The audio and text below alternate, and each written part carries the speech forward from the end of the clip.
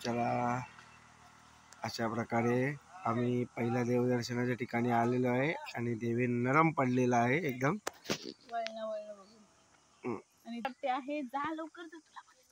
सारा आंबा काढते तिकडे. मला पण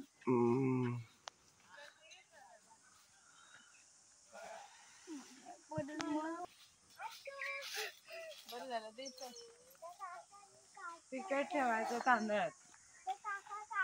कुलस्वामीने वैरी